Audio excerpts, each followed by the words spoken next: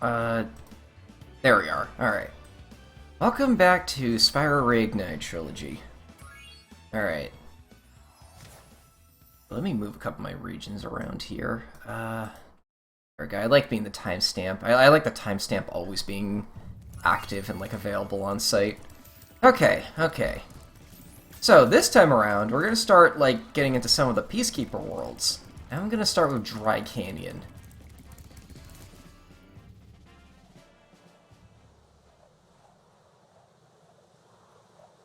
So, while the Spyro worlds in this game tend to be, like, very fantasy-themed or, like, very out there or have very random themes, I always notice that there's always one that very much kind of fits the motif of, like, the world you're coming from. Like, for example, Stonehill is very much like the Artisans World. Did I ever say that that's what the name of the first world was? Yeah, it's called the Artisans World, and that was actually the first time I ever saw that word as a kid as well, through this game. And Dry Canyon is very similar to, in terms of, like, motif and, like, you know, the graphics to, there we go, to the Peacekeeper's world itself. I don't know why, but that enemy gave me a lot of trouble as a kid. I think, like, I thought maybe the shield would be too big to charge, but you actually can charge them. Also, I don't know if you saw that there, but there's another thief in this stage. Let's go grab that guy real quick. There you are. What? Oh. Ah, come on. A lot of people don't realize this, but you can actually, like... you can actually flame the, you can actually flame the thief. Oh, come on. Like, you don't have to actually charge into him. You can, like, intercept him with a flame, and that also works. I see a lot of, like, first-time players get very frustrated with those guys, and more often than not, it's because they're not utilizing that strategy, or because it's, like, a little hard to do if you're not really familiar with, like, the controls quite yet.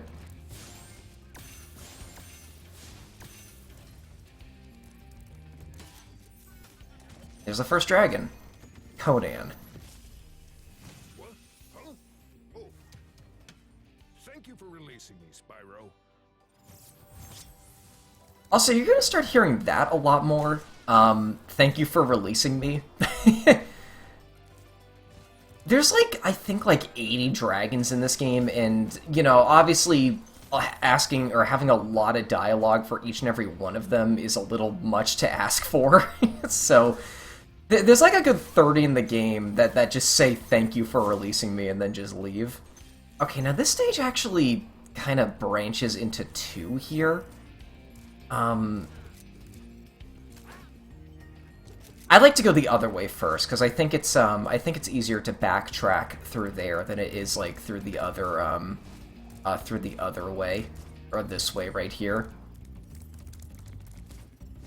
Correct me if I'm wrong, but didn't this game have, like, a mini-map feature in the remake? Graphics, motion blur.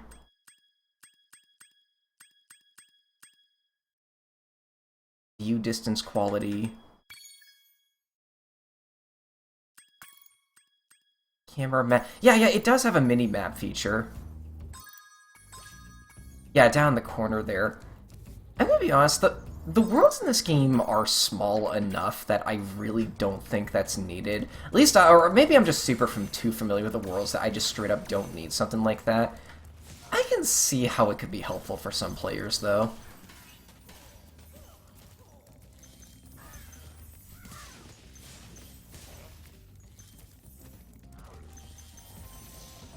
Ivor. Oh, hey, it's the best character from Minecraft Story Mode.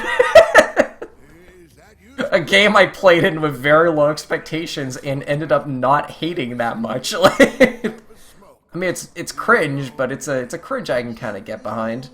I forget. I like how that guy's little, like, necklace makes him look a bit like a vulture, like the necklace mixed with the color. Makes sense because there are vulture enemies here. Vultures are simple. You can... I'm curious. Okay, yeah, you can flame them those guys as long as they, like, bring their shield down. And, okay, I remember in the original game, their animation for when they put the shield up, like, it biggins the shield a lot, so I was kind of under the impression that you couldn't damage them, like with a charge or a flame. But no, you totally can just charge straight into them.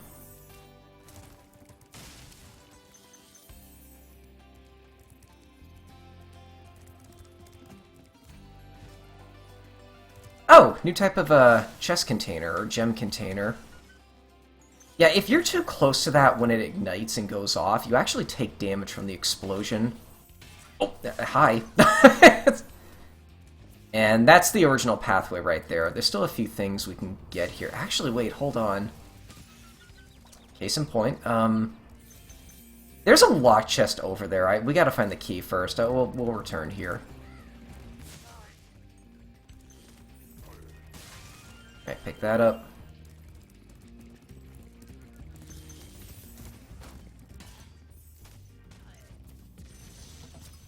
Oris. He has a lasso. Canyon rewards good gliders. You are a good glider, hey, Spyro? I was born to glide. Oh god, that reminds me. This stage has one of... I'm gonna be honest, like, one of the most bullshit secrets to find in the entire game. Like, this is something I actually could not do as a kid, so I had to, like, look it up as I was, like, years later. Get out of here. Okay, we're back down at the bottom. This will give us an opportunity to take that original path. Not too worried.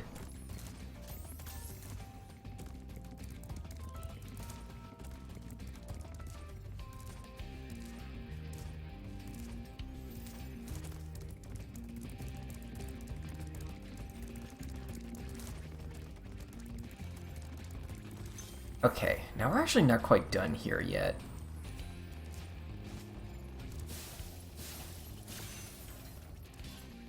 I gotta remember how to do this. That up there. Okay. That's one of the... I honestly... There are two secrets in this game I think are just really stupid in what they require you to do. And that's the first one. The second one is in the 5th world, actually. We're not going to be there for a while. But I think what the game wants you to do here... Okay. You kind of need to take a leap of faith.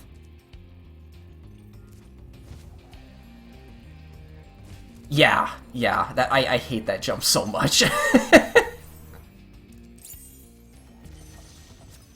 Maximus. Spyro, you okay, buddy? Incredible glide, Spyro. I thought I'd be stuck here forever with those ugly vultures standing on my head. Those birds might look tough, but they're pretty tasty. Flame broiled with a pinch of salt.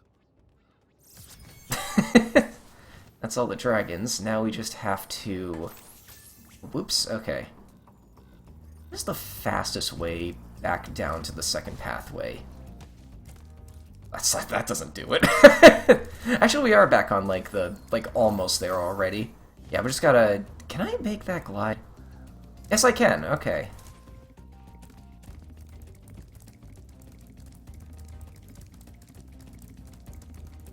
Oh, I didn't get those up there either. Is it bad that I don't know. I'm walking by the character named Ivor again. I'm thinking, like, is it bad that I kind of want to make a video essay about Minecraft story mode? It's like, I didn't hate the game. I know I have very low expectations, but, like, I don't know, like, every video of that game on YouTube, everyone's just like, oh, look how cringe this is, and I mean, it is cringe, but I kind of want to do something a bit different. I don't know, man. Like, I am actively looking for Season 2 now whenever I, like, go to game stores, you know? Switch version is kind of rare right here, but it's the only one I'm going to be able to play. Okay, let's actually make this glide and stop talking about Minecraft story mode. I deserve that for talking about Minecraft story mode. Okay.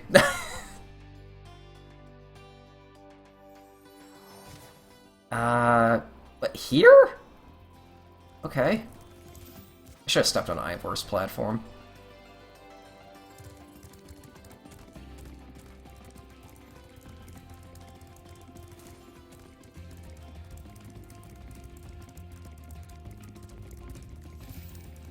do that just in case I die again. I realize this in between episodes. Those fairies aren't saving your progress. They're like, they're saving your checkpoint. That's what the fairies serve in this game. In the original game, that actually is how you saved your game, but the game autosaves now, so they've kind of been like... I think I'll make this. Yeah, they have like a little bit of a different roll. God, that's a tough jump. Okay. I don't remember this being this difficult. That is the last thing I gotta do in this world, or in this, yeah, in this stage. Not in the world.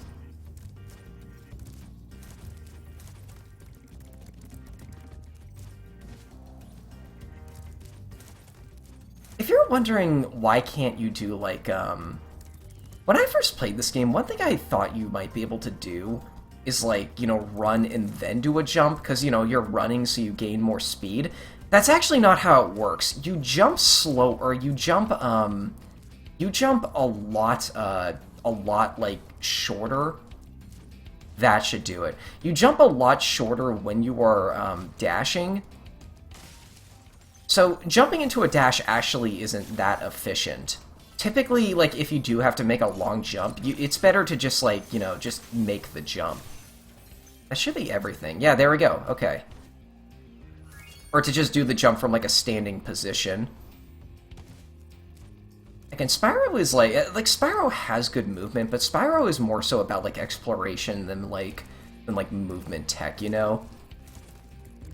There are some cool things you can do with the dash, but for the most part, it is more so, like, you know, a combat technique than it is, like, a way to completely break levels.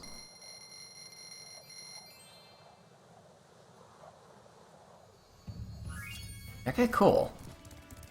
Now, the next stage I like to do is, Cliff Town.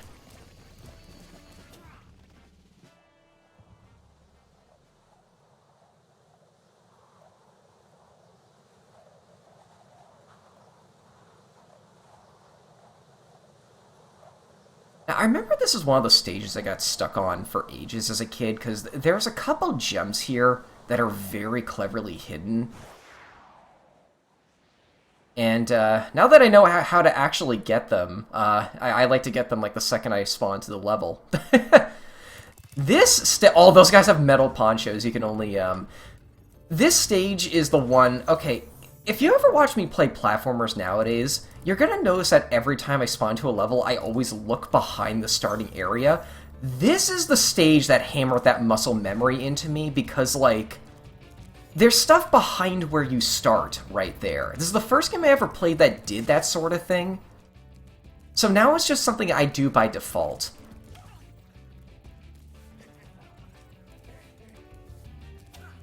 The enemies in this game or the enemies in this stage are hilarious. Oh, it already popped out. Yeah, if you flame the cauldrons, they actually pop out a gem which counts towards completion.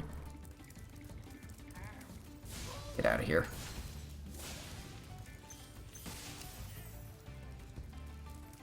That also does, like, have the subtle implication of, like, wait, so they cook their gems? Or they like, make them, like, by cooking ingredients? That's a little strange. Can you get in the pot? I remember you could in the original, but this feels like the type of remake that would have, like, a little Easter egg if you fell in. No, okay, it's invisible on top. Oh, come on. I got stuck on the fluff. On the fluff animal. There we go. The fluff animal for this stage are those, like, frilled lizards. It's always something small and harmless and running around. Halvor.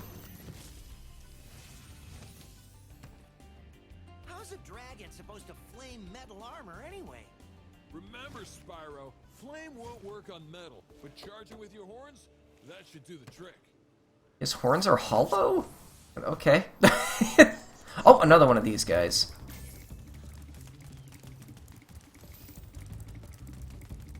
Okay, this guy takes, like, really tight turns. This is actually, like, a kind of a tough one. You might be able to drop on him from above, because, like, there is an area above the platform we're like, running around. There we go. The platform we're running around you can actually get up on. I think there are gems up there. Yeah. But you can actually just do it there. I saw a guy. Get over here. I remember, like, in the original game, the model for this enemy was, like, very abstract, to the point at which it was kind of hard to tell what he was supposed to be. Like, it actually took until the remake that I realized that, oh, those are meant to be metal ponchos. Dude, that's one thing I love about the style of remake. Like, it can kind of answer those ambiguous questions. A bit of ambiguity does, like, kind of help the charm of old, like, games. Kind of like the originals of this, but, I don't know, man. Sometimes I do like just knowing what I'm looking at.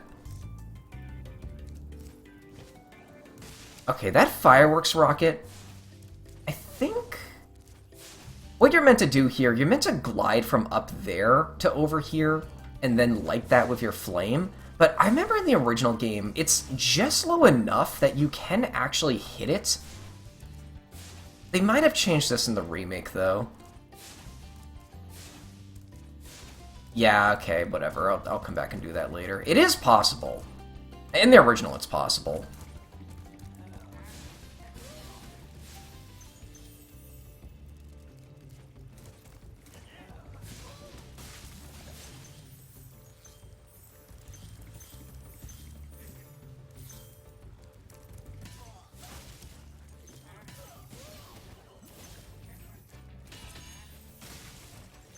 Is that everything? Oh, still gotta get...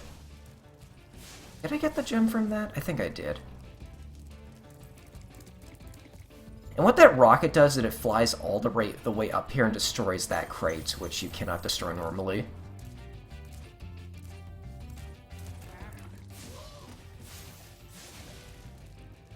Alright, and that is the end of the stage, but, like, we're only, like, halfway through getting all the collectibles here. That area way over there you can actually glide to, there's like a ton of treasure over there. Enzo. Hey, what's on the other side of that river? Why don't you glide there and find out?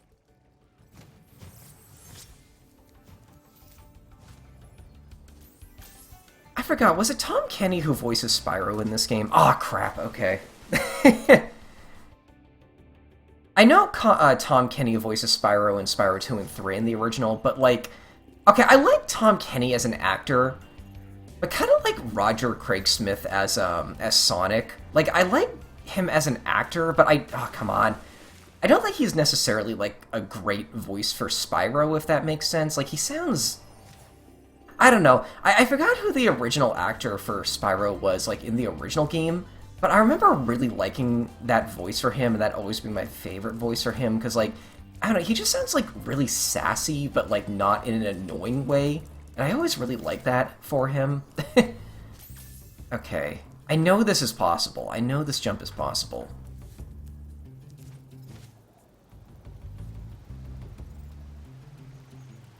There we go.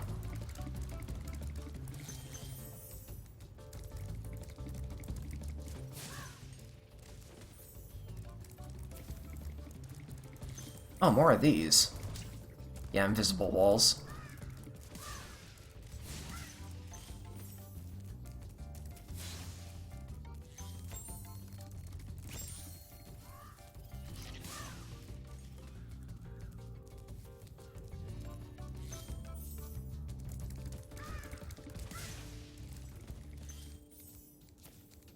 Actually, can you charge these guys? Let's test this real quick. Oh. Well, flaming is easier, I can tell you that. Oh, you can charge him. Huh. Nah, I think flaming's a little easier. Like, the flame hitbox in both the original and in this are a bit more lenient than you would expect them to be, and it's very useful for taking out enemies. Let's see. Okay, I know where the rest of the gems are. And here's the last dragon of the stage. Marco. You've reached the highest point in Clifftown. You can get to almost anywhere from here. If I were you, I'd use that whirlwind over there. Oh, I never really liked this hint. Okay, what he's talking about is this whirlwind. So we've seen a few of these throughout the game. He makes you think that you're going to use that to explore more of the stage, but what it actually does is it just takes you up to the top. I don't know. None of the dialogue for the dragons has changed in between the remake and this one. I kind of wish... Okay, I kind of wish he said, like, maybe... Oh, you can glide anywhere from here, but in case you mess up, try that whirlwind, maybe. I can see why the game would want to like bring attention to it, because I can see some players, especially young players, just like not noticing that or like assuming it's not something you need to bother with.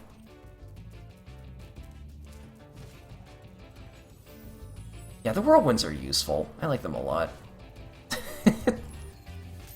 Okay. Another pretty tight jump.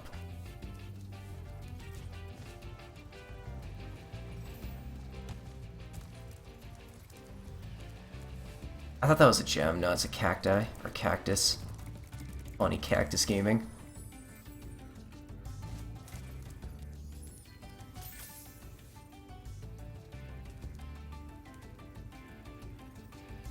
You can glide to just about anywhere from here. Ah, okay.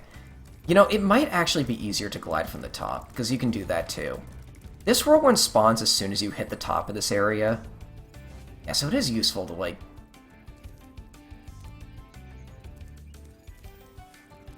a little more height. This should be doable.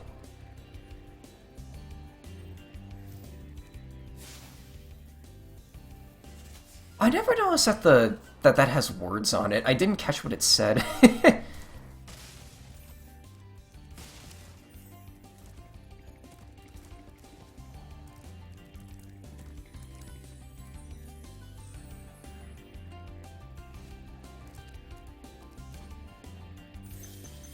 Okay, I think all that's left is... Oh? Oh, did I not flame that pot up there? Again, I love this feature so much. Like, he just tells you, like, which direction... Yeah, he just tells you, like, which direction gems you missed are. Okay, I see those two down there.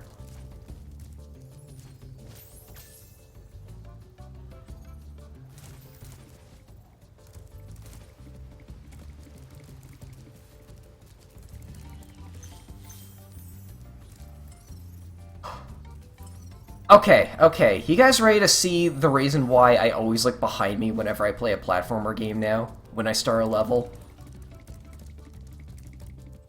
It's because of these gems over here. This game, like, gave me that muscle memory. And there's our first instance of a purple gem. Those actually give you 25 gems, the most of any color. Okay, what am I missing? Wait, where are you pointing? Is it behind it? It feels like you're pointing into the wall, but I know that can't be right because there's no stage down there. I'll follow you, Sparks. Oh, I just missed one up here. Cool, okay, that's everything.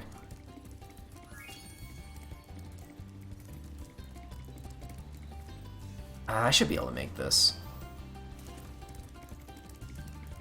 I think you can just exit a level. Like, I think it does save, but I don't know. Like, what's the fun in that? Like, I don't know. It feels right to me to go back to the return platform.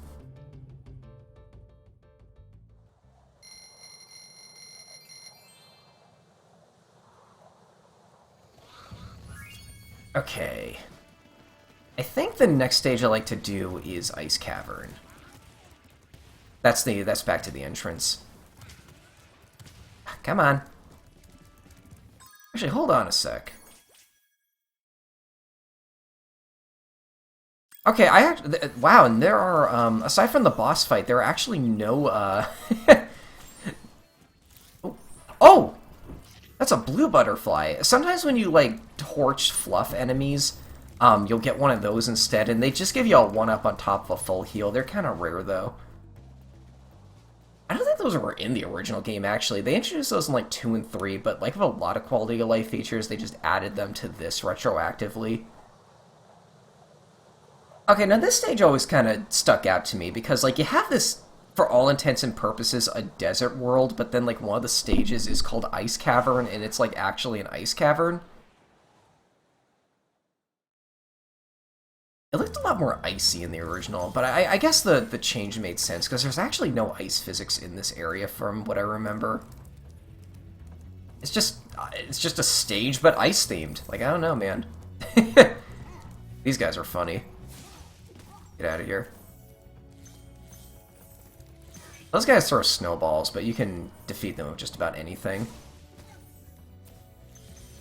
And those bats are actually how you get butterflies in this stage. Ulrich.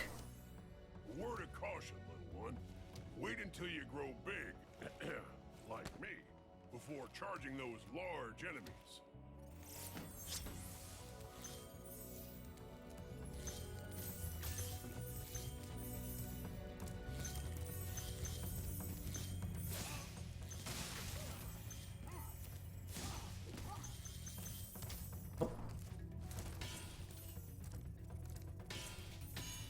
I love doing that too. Like, you can just, like, you don't need to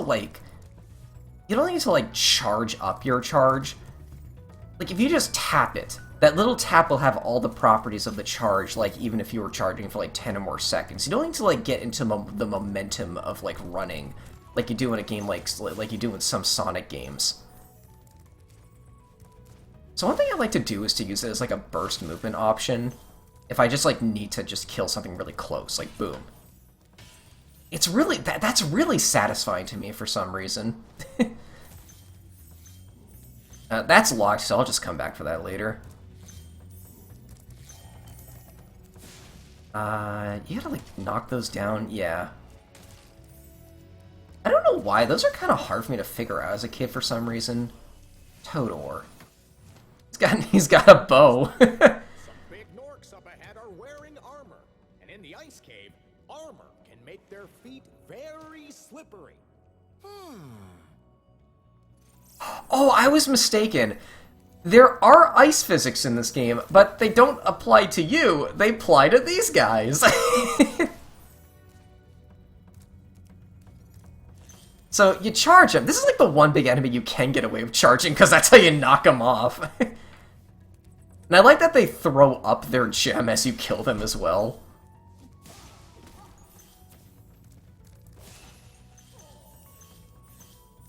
It just kind of begged the question of, like, okay, why does Nasty Nork, like, not send more of those? I don't know, maybe he, like, sent them in this stage, like, discovered that they didn't work, and then he, like, never bothered to ask why.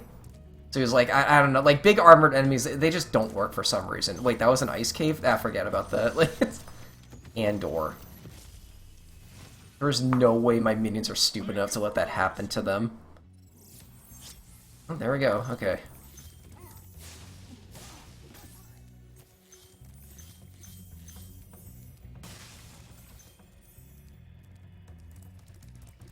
There are oops. There are stages later in the series that do incorporate ice physics, but like it's kind of weird. It's like it's more like they're ice physic mini games. Like there are sections where there are ice physics, and you're more like skating than you are actually like, you know, slip sliding, trying to do platforming. We'll get to that when we get to those games, but for the time being, you don't really have to worry. Like, you know, just run around like you normally do. Oh, got him. Here's the return home portal. This is, where is this again?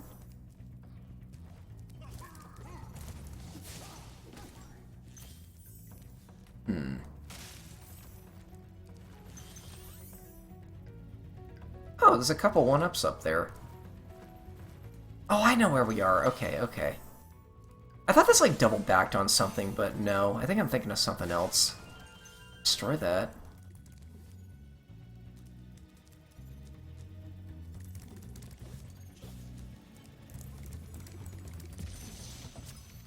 Ashler. Thanks for freeing me, Spyro. And now, where was I?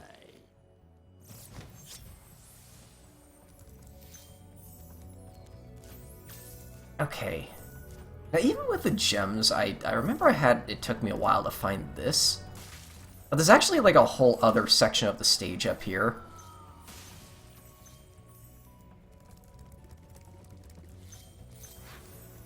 Ooh.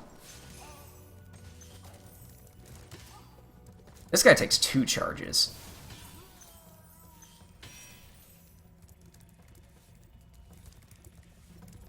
You know what else the charge is useful for?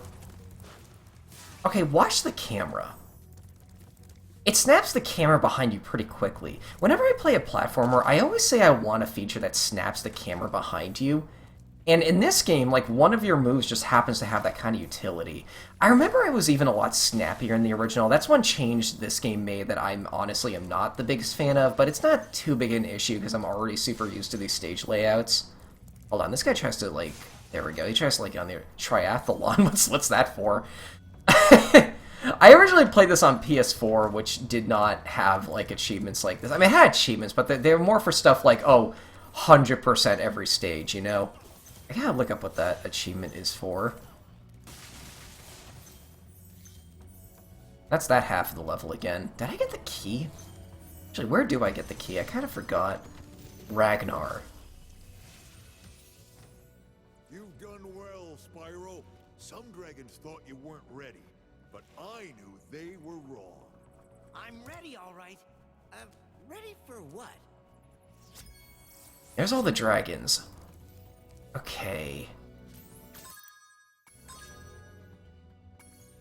I know where all the gems are, I just don't know where the key to unlock the chest that contains them is. I don't think it's in here. I think it's like on some cliff, maybe out here or something.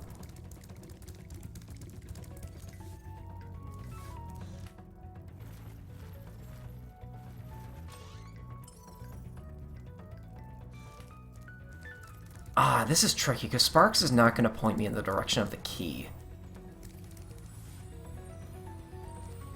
Wait. Okay, I think it's coming back to me now. Isn't there, like, a platform, like... There. Yes, okay, the key's on there.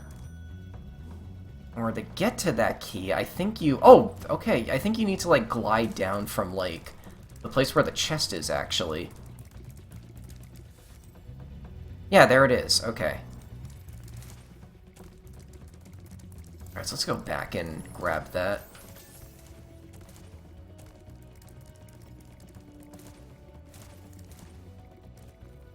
What? I thought I killed you. Huh, okay. Oh, wait, I died. Some enemies have probably respawned then.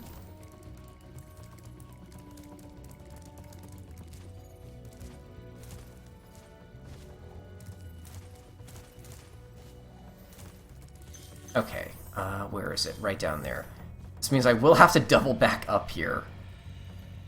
Alright, fast fall. It's more like a drop than a fast fall, but actually, if I just kill myself, I'll probably warp back there, because I think there was like a... I think there was a checkpoint over there.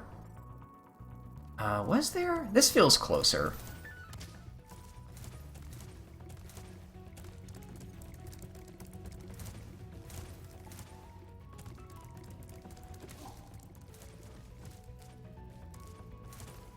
Yeah, a little closer, I guess. I don't know. Alright, this should be all the gems. Then we can leave the stage.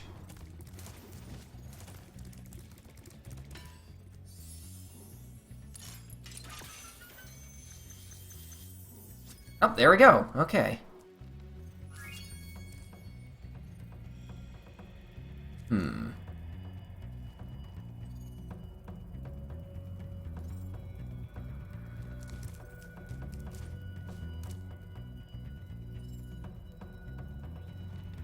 I'm trying to remember how you get those like 2 1-ups. You don't need those for completion, but like they are kind of a challenge to get. Don't you need to like glide to them from like up there or something? Oh, hi Sparks. I love the idle animations in this game. Oh, come on. I feel like that's the kind of thing games don't really like, you know, put a lot of effort into anymore. At least like AAA games, like the idle animations. I don't know, like they had character to your character. Okay, let's go.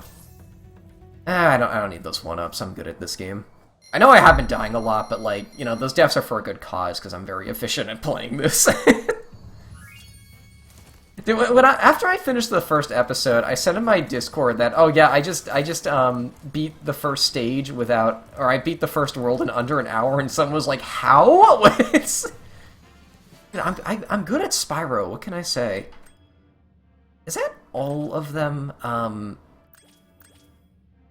This list will make you think there's way more stages than they actually are. Yeah, because I'm like 99% certain that's all of them from the first world. I think we actually do have the boss left. That's Dr. Shemp. Now, from what I remember, in here it says... Yeah, you get an achievement for perfecting that? That might be a bit tricky. Okay. Hey! Fuck you. Get over here. Whoa! What, huh? Okay.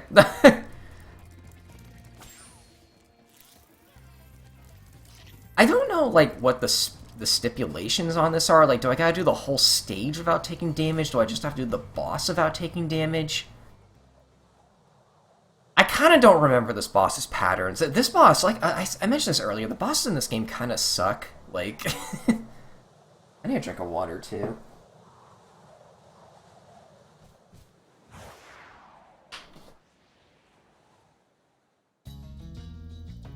They're not hard. They're just, like, you know, barely designed. Like, they're the bare minimum you need to actually be a boss. Did I just screw the whole thing up? Okay, I was trying to show something off because there's a hilarious detail of that enemy. I am confident I can beat this stage without taking damage. I'm gonna try that.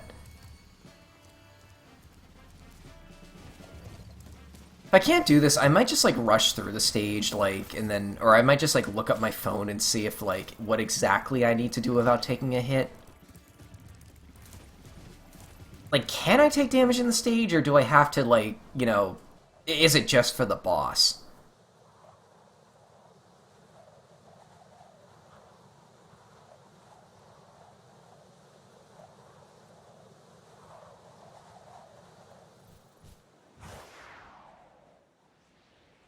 Okay, okay.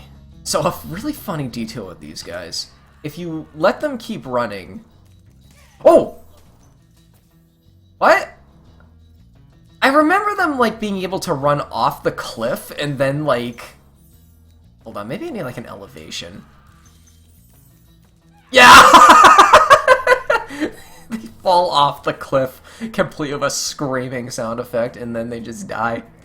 Get out of here. I didn't know they... I don't remember that from the original. That must have been added in the remake. Like, you know, they can also bump into a wall and die as well. I haven't taken a hit yet. Okay, the game actually tries to trick you here, because there's a few of them that... Yeah, they run through here. Then you gotta flame her real quick. There we go.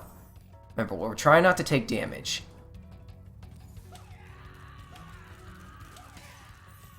I missed 2, but that should be okay. Yep, there we go.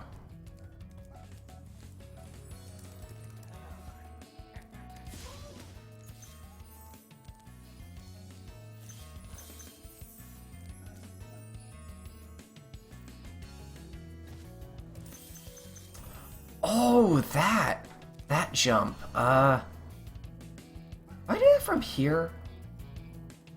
Yeah, I don't think there's anything, like, taller around this area, so... Okay, this is a tricky jump. Oh, man, I just barely got that. And that's how you, like, go over here to get these as well in this key. Alright, so jump down. Cool. Okay, let's move on. So far, so good.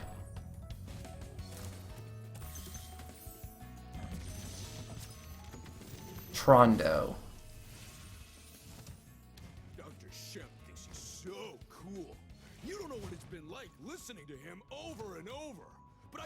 one thing. He should watch his back. That's actually a tip on how to defeat him. It's like, here's Dr. Shemp.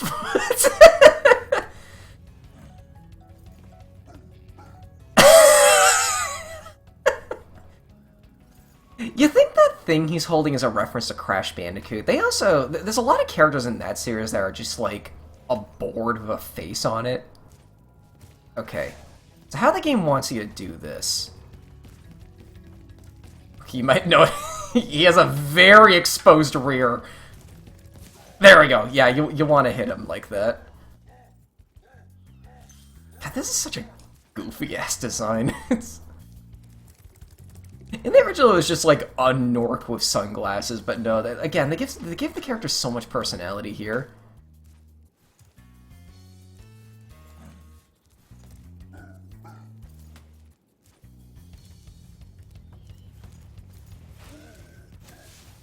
Oh, okay. How do you do this? You obviously got to get him to turn around. That's it, okay. Wait for him to spin. Ah, come on! I might have to do the stage over again now. There we go, yeah. That one's all about timing.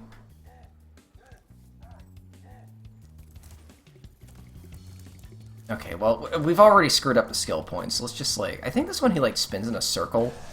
Yep! There we go. Yeah, I got you, buddy. And that's Dr. Shemp. Let's reset the stage so we can get that skill point.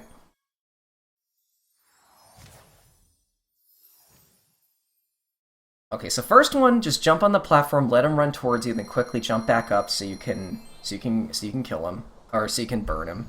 On the second one, he spins in a circle, jump over it. And the third one, or in the third one, he like does a big spin, but like that one you just jump over too. Again, the bosses in this game are way too simple. They're not bad, they're just too simplistic for their own good, in my opinion. Wait, do I keep the key? I actually don't recall. I don't keep the key. I have to get that over again. Okay, that was a bit of an oversight on my part. Oh my god, okay, hold on. Buddy, I am gonna get this.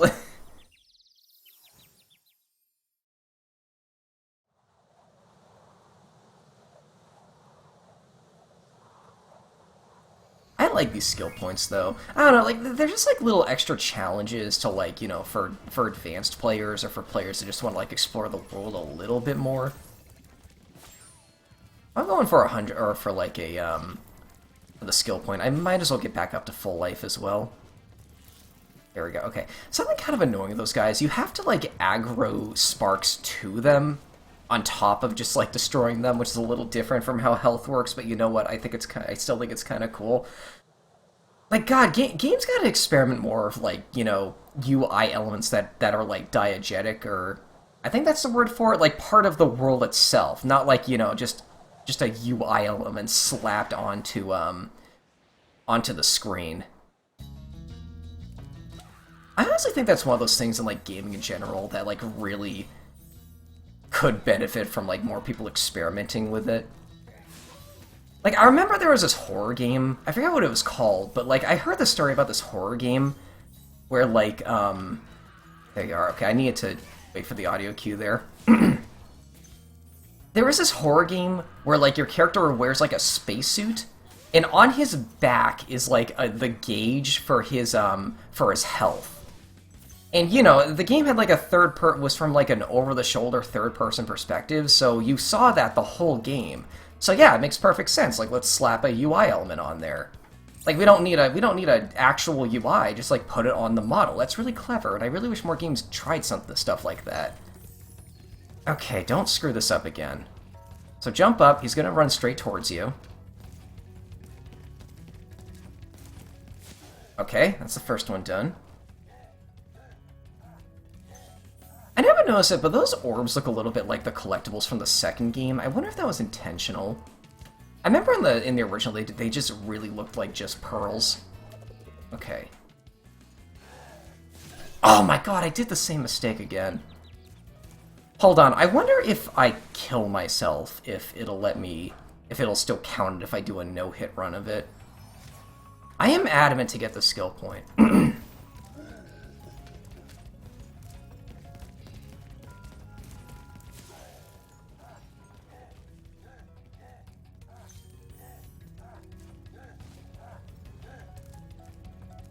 I jumped too early. I thought like he would spin slower or something. There we go. Alright, I breathed fire too early.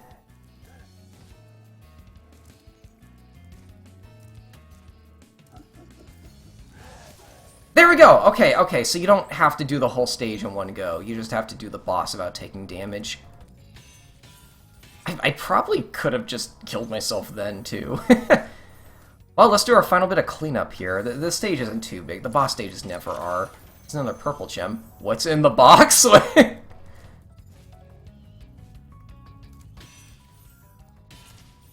I think the Steam version, which is what I'm playing here, came out, like, after the PS4 version. There's all the gems. Okay.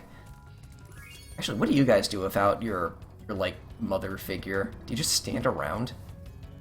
You hurt me? Okay, you still try to kill me with a machete.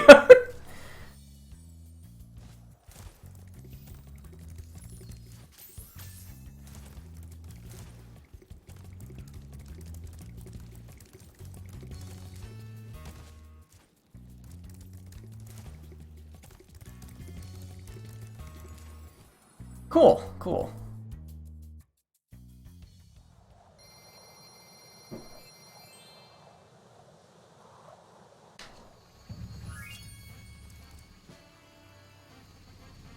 Alright, I think all that's left is the flight stage for this world now, and then we can move on to the third world. Alright. I think this stage is called Night Flight. Yeah, Night Flight.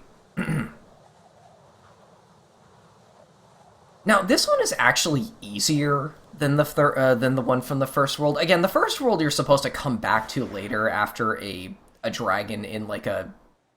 Right here, okay. After a dragon tells you about that secret, but you can actually do it right from the start.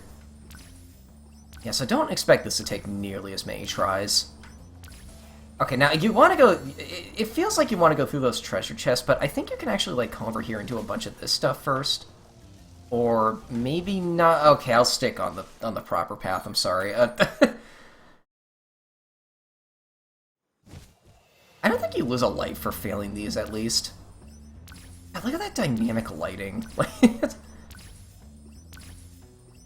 he turns a little red when he goes through them.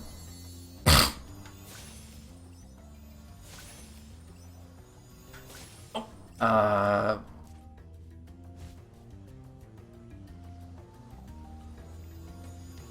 hope I didn't screw myself over by doing that. Nope, okay, I didn't. They're still up there, although I hope I didn't waste too much time by doing that. We'll do arches first. They're closer together.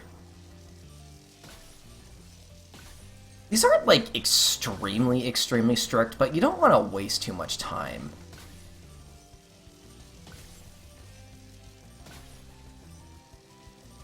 Okay, now for the lighthouses. Oh, there they are.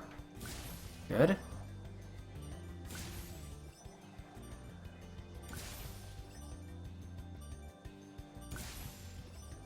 Uh-oh. I hope I can do this. This is gonna come down to the wire. Ah, I did. Okay, yeah. You know what it was? I wasted too much time trying to get the chest. I shouldn't have landed those few times I did.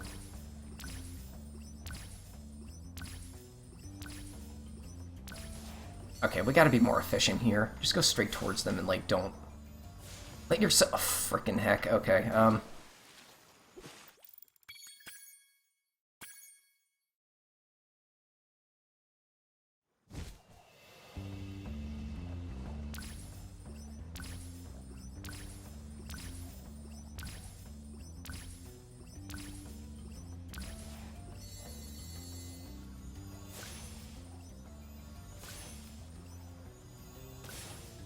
That one is hard. You almost never want to go straight up or straight down unless you absolutely have to, because, like, Spyro gets really hard to control when you're going at those angles. Like, flight controls are already pretty hard for some players, because, like, you know, inverted flying is... It's an acquired taste, I'll say. Like, it's kind of hard, it's really hard to get used to for some people. For me, I honestly feel like it more depends on the game than, like, you know, if I'd say I'm good or bad at them. I'd say, like, I'd always far prefer, like, you know, ground controls, but... I don't know, in games where they work, they work. Oh. There is no way I wasted enough time with that for that to really come back to bite me.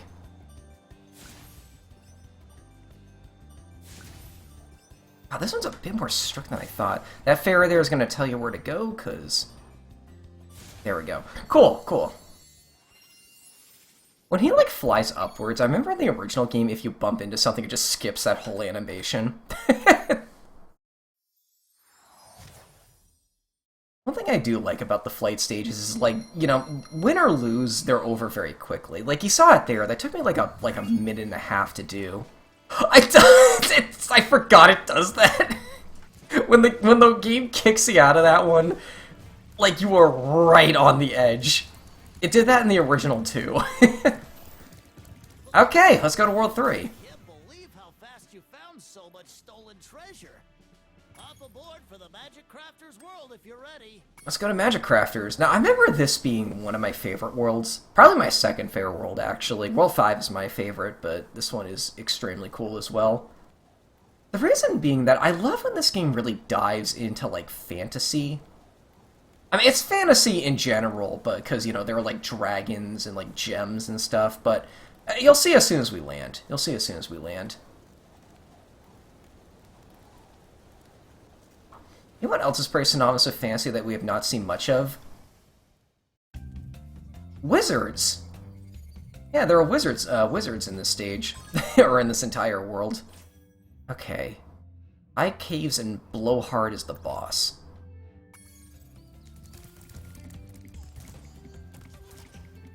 Oh, this one's kind of tough to get. There we go. Okay, good. The thing that makes that one tough is, like, he takes you on a wild goose chase all the way over here, and then the second he gets here, he'll just jump straight up, and there's no way to get to him unless you, like, reset his position. You have very little time to actually grab those. Okay, this is an enemy that, like, was very abstract in the original, to the point where it was kind of hard to tell what it was. In this game, though, like, he's like a dwarf. He looks a bit like the green dwarf from Gauntlet.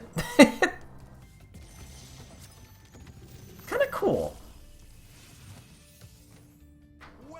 Oh my god! And all of the dragons in this world are, like, magic coded as well, and I like that a lot. Okay, so the blue thief enemies, like, they actually come very much into play because getting enough dragon eggs is actually the requirement to leave this world. In fact, this is the only world in the game where that is a requirement, and you can tell this because there are no worlds after this where that is a requirement, and there are no more dragon eggs to collect in the entire game. These enemies are really fun. What they do is, like, they, like, physically change the like, layout of the world, and then when you can't get to them, they laugh at you. This one over here, like, he'll raise up this platform. I don't know, like, I love this enemy, and, like, I can't really think of many platformers that have monsters like this that... What the heck? I have no clue what hit that guy, but I'll take it. But yeah, you kind of have to charge in order to actually... oh, right, you're armored. You have to charge in order to actually, get to them before they, like, raise the platform. There's a secret somewhere down here. Up there, right. Get out of here. I kind of like the sounds they make in the original, though. I don't know. See, look, like, there's two of these already in this stage. Like, they really want you to buckle down and get a bunch of these guys.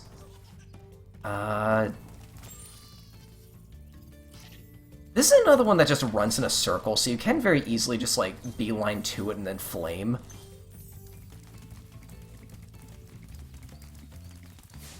Ah, come on, that almost had it.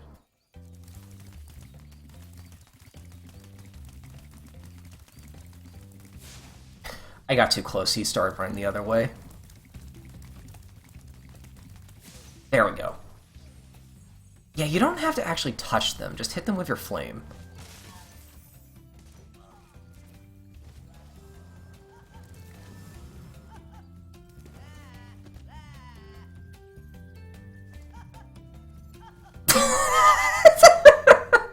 I love this game. I love these enemies. Like,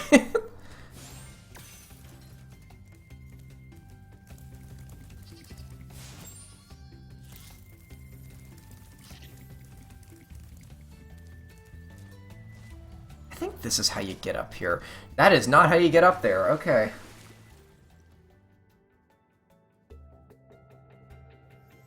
Actually, now I can show off something else I love to do.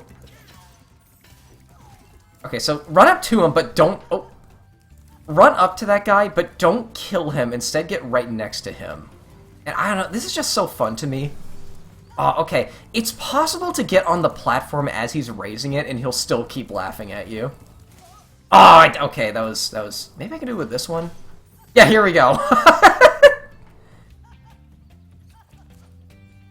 Can't you, like, jump up on that from there? No, no. I could have sworn you could have, but I must have been mistaken. Oh, this mechanic! I always forget this is introduced in this game and not in the second one. This guy has cards! You can charge along with them to begin a supercharge. Supercharge? Excellent. Go ahead, try it.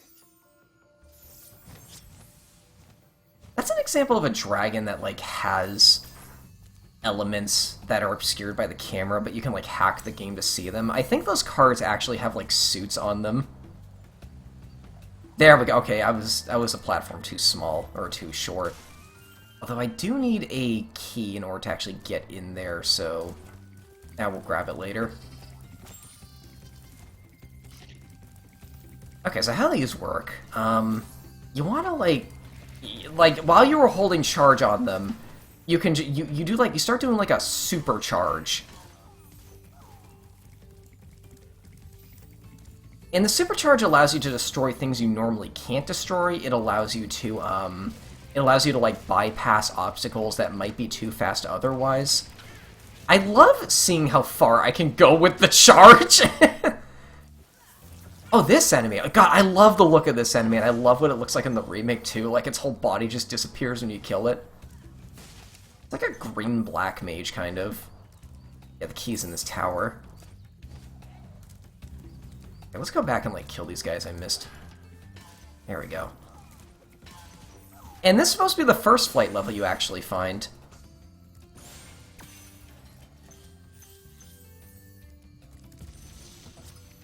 Boldar. This portal leads to a special place where you can learn to fly. I remember when I was a young dragon, earning my wings. Learn to fly. Got it. Like, he just wants to get back to collecting stuff.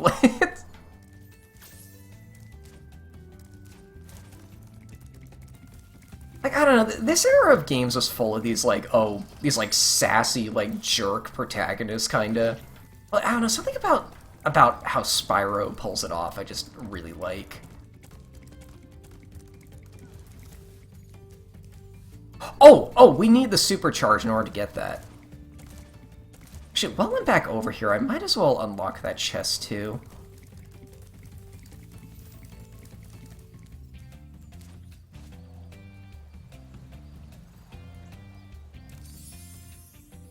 See, the thing that's really clever about that jump, unlike the one in Dry Canyon that I hate, is, like, it's very noticeable from down here, but you can't get to it from down here. You have to go up here and then, like, use your spatial recognition to, like, remember it's there.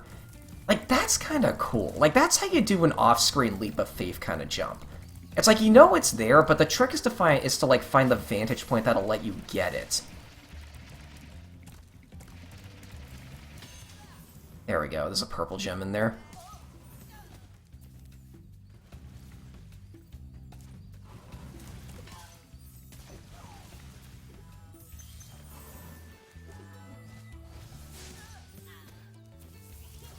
Oh, hi.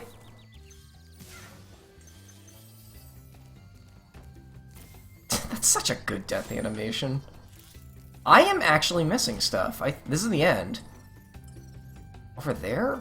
I'll check it out in a minute. Thank you, Spyro, for recovering so many of our dragon eggs. Hop aboard for the beast. Ah! Okay, remember when I said that it's possible to complete a world? No, no, I didn't want to actually go yet. Uh-oh. Remember earlier when I was saying that it's actually possible to complete a world's, like, progress requirements before you even move on to or before you even get there? That was an example of that. I think maybe getting, like, one of those 2 eggs, like, pushed me to the limit at which I can go to World 4, but I don't want to go to World 4. I'm not quite... I haven't even started World 3, man. Okay, yeah, so this is Beastmakers. I'll just use the Atlas to, like, come back. Yeah, we'll just go back. Starting at the front of the stage might make it easier to collect those gems I missed out on too. Alright, Sparks, where we're going? Ooh! Oh my god, that's at the end of the level. Okay, hold on. We'll rush through it. I love trying to line myself up and kill all 4 of those guys at once.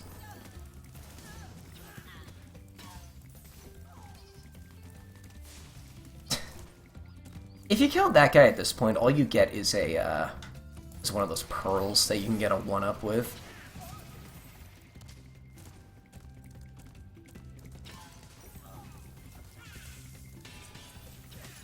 Ah, come on. What else am I missing? Up there? Okay, we'll go up there. I'm missing 25. What? Oh, I think I know what you're getting at. Up here, I think? Ah, okay, there's a purple one right there. And there we go, that's that stage completed. Cool. Right about an hour or two. I think we'll leave it off here. I will see you folks later. Thanks for watching.